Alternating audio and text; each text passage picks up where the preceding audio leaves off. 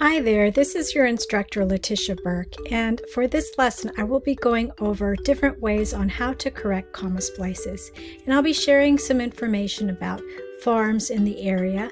One is in Watsonville. It's called Gizditch Ranch, and it's a farm where you could pick your own produce like apples, and after you're done with all that hard work you can get some pie, delicious pie, and fresh apple juice. So I'll share that with you. Now, this is a picture of my daughter and me at the ranch having some fun, and we're going to show you some different things about comma splice errors, such as what is it? Well, a comma splice error occurs when a comma is inserted to connect two independent clauses. So I'll give you an example of this.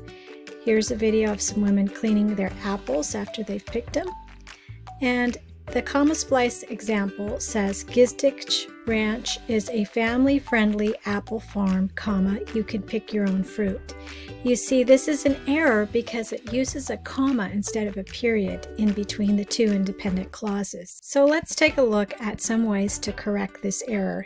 It's actually not that difficult, so that's a good thing. Well, first of all, the most common thing to do is to just add a period in between the two independent clauses. A second way is to use a coordinating conjunction with a comma. So words like for, and, nor, yet, so, but, all those words we call fanboys can be used. A third way is using a conjunctive adverb with a semicolon.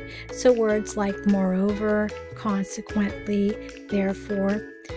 And then the last way is to use a subordinating conjunction. So you'll be making it into a complex sentence using words like because and although. So we'll look at each one. Okay, so here we've got these women. Looks like they're picking some grapes and enjoying the farm. Here is the error. It's subject 1, verb 1 with a comma, subject 2, verb 2. This is a problem because if you have two independent clauses like this, you need to use some kind of punctuation. So it's missing a period.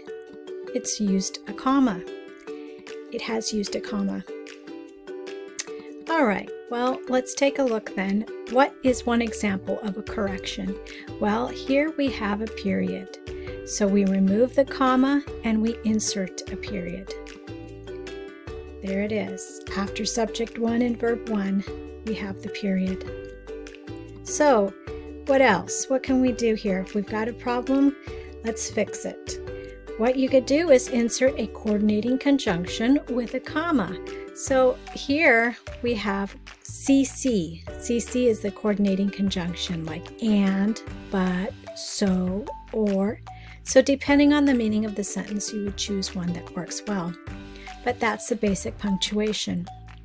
You would still use a comma, you would just move the comma after the coordinating conjunction.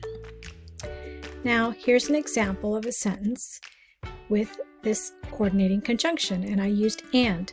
Some farms allow you to pick your own apricots, comma, and they allow you to eat them there too.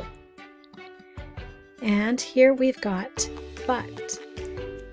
The city of Watsonville has pick your own berry farms, comma, but most farms are harvested by farm workers. Now, what can you do if you want to try something besides a coordinating conjunction? You could use a conjunctive adverb, and I'm using CA for conjunctive adverb. You would use the semicolon after the first independent clause, which is subject 1 and verb 1. Here's an example. Watsonville has many strawberry fields, semicolon. Moreover, common, you can buy strawberries on the farm. So you see we use a lowercase m, not a capital M, for moreover. Let's take a look. We've got some different choices here if we want to make a complex sentence, and that's using a subordinator. When we use a subordinator, we don't have any comma or period connecting the two sentences. The word itself is basically the way that it connects. So let's see an example. What would be one example of this? We've got It is a family tradition to go to pumpkin fields during the Halloween season because it is common to carve pumpkins for home decoration. We have because as the subordinating conjunction, and it's connecting the two sentences.